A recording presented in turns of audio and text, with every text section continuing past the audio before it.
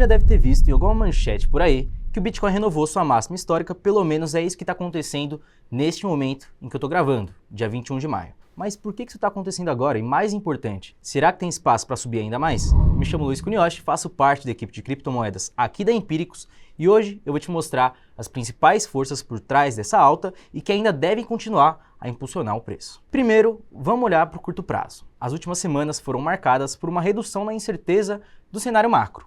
E vale lembrar que incerteza afasta investidores de ativos de risco. Quando o cenário está nebuloso, muitos preferem manter o dinheiro em ativos seguros, como títulos do governo, ao invés de arriscar. Do lado das tarifas, vimos um arrefecimento. Os Estados Unidos firmaram o primeiro acordo comercial com o Reino Unido e, além disso, houve uma trégua temporária super importante com a China. Isso tem elevado as expectativas de que novos acordos possam ser firmados nas próximas semanas, que as tarifas futuras vão ser mais brandas do que se temia lá atrás. Já do lado macro, nos Estados Unidos, os dados recentes indicam um mercado de trabalho mais resiliente. Isso tem empurrado o cenário recessivo, que há pouco tempo atrás parecia iminente, para um segundo plano. Algo que também pode ser percebido olhando os spreads de crédito, que em suma é a diferença entre o rendimento de um título corporativo e um título considerado mais seguro, como os do governo. Para deixar mais simples, quando o mercado acha que vem recessão por aí, as pessoas ficam com medo de emprestar dinheiro para as empresas. Afinal de contas, numa recessão, várias podem quebrar. E aí, para topar correr esse risco, o investidor exige um rendimento muito maior. Isso que faz o spread subir. Só que agora a gente está vendo exatamente o contrário. Os spreads estão caindo, ou seja, isso sugere uma percepção de menor risco econômico. E de forma geral, esses são os principais catalisadores que têm impulsionado esse movimento de alta sobre os ativos de risco. No entanto, em meio a isso, cripto se destacou mesmo entre esse segmento, não apenas por sua natureza mais volátil, mas também devido a mudanças estruturais que estão ocorrendo nos bastidores. Essas mudanças que a gente vai discutir a seguir estavam sendo ofuscadas pelas incertezas que estavam rolando, mas agora começam a se manifestar de forma mais clara nos preços, inclusive respondendo muito bem a esse alívio. Em primeiro lugar, eu gostaria de destacar as mudanças no eixo regulatório.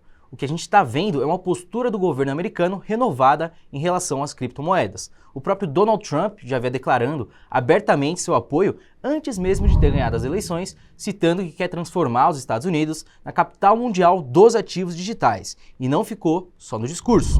Passaram-se agora 100 dias de governo no fim de abril e a gente já teve mudanças super relevantes, como por exemplo, a criação de uma reserva estratégica de Bitcoin, a formação de uma força-tarefa dedicada aos ativos digitais e, inclusive, o próprio presidente se cercando de pessoas declaradamente pró-cripto em postos estratégicos, como, por exemplo, o Paul Atkins, que assumiu a SEC. Em terceiro, ele também facilitou a custódia de criptoativos por instituições como bancos através da revogação da SAB 121 e, além disso tudo, também estamos vendo avanços em nível estadual, como por exemplo os estados como New Hampshire e Arizona aprovando legislações que integram ativos digitais às finanças públicas e também permitem a criação de uma reserva estratégica de BTC a nível estadual. E claro, a gente ainda tem diversas leis que estão na esteira para serem ou não sancionadas, mas que antes eram inexistentes. Isso mostra um momento ímpar que a gente está vivendo, com um ambiente cada vez mais favorável para o desenvolvimento do setor. E claro,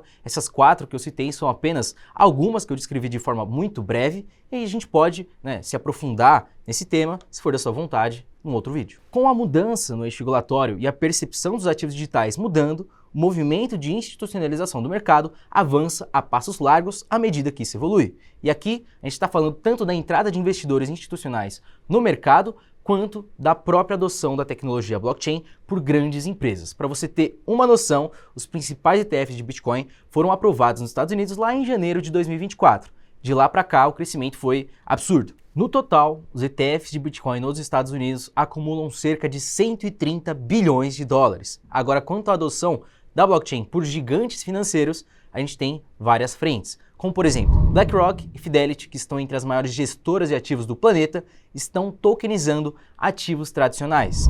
Mastercard e Visa, as maiores redes de pagamento do planeta, estão começando a implementar blockchain em suas operações, o que facilita o uso de blockchain, traz isso para o dia a dia, traz uso para o próprio varejo. Isso aqui não fica restringido, não, bancos agora podem custodiar Bitcoin, eles podem oferecer para os seus clientes, então muito relevante também. E por último, para te dar um exemplo que você provavelmente conhece, estou falando da Apple, que atualizou as regras da App Store, permitindo pagamentos com criptomoedas e NFTs. Tudo isso reforça a legitimidade do mercado cripto e, naturalmente, quem mais se beneficia desse movimento num primeiro momento é o próprio Bitcoin, como ativo mais consolidado e institucionalizado do setor. E claro, vale reforçar que não é só positivo para o próprio Bitcoin, uma vez que ele é extremamente correlacionado com altcoins. Logo, elas também têm o potencial de capturar parte desse fluxo. Olhando de uma perspectiva ainda mais macro, há também um movimento crescente de desglobalização e questionamento sobre a dominância do dólar no sistema financeiro global.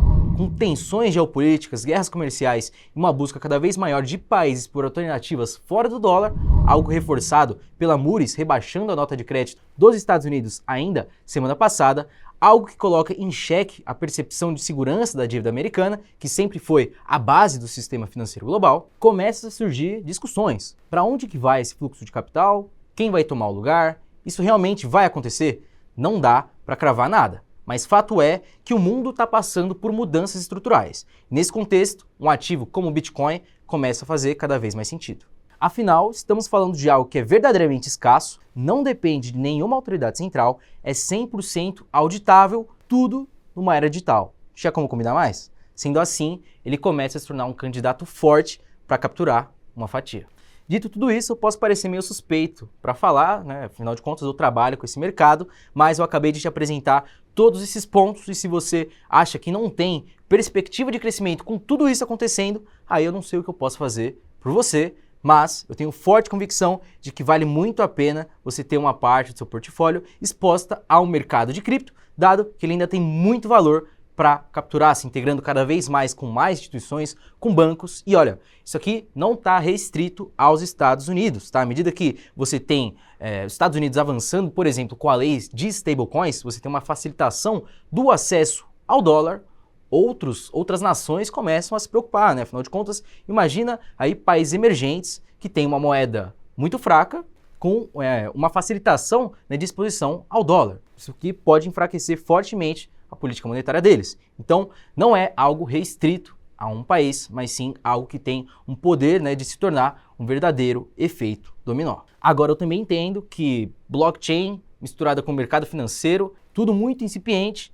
é super complicado para alguém que, por exemplo, não tem tempo de ficar olhando o mercado todos os dias. E é por isso que, caso você esteja interessado a se expor a esse mercado, a gente também tem uma ferramenta chamada Soros, que a essência dela é a automatização. Então, basicamente, com alguns cliques, você consegue ter uma carteira de criptomoedas gerenciada, comprando e vendendo ativos, enquanto você está saindo com seus amigos, está descansando em casa, justamente para quem não consegue acompanhar com tanta frequência. Ela se chama Soros, e se você quiser saber mais, se você ficou interessado, você pode clicar no link que está aqui na descrição. Resumindo, a gente tem institucionalização do mercado, mudança no eixo regulatório, uma legitimização desse tipo de tecnologia. Então, aqui fica claro, o mercado de cripto tem um grande potencial de crescimento. Não estou falando que isso aqui vai acontecer de uma hora para outra e nem que vai acontecer numa linha reta, mas a perspectiva de crescimento é muito clara. Espero que esse vídeo tenha sido de grande valia e no mais, me despeço por aqui. Forte abraço e bons investimentos.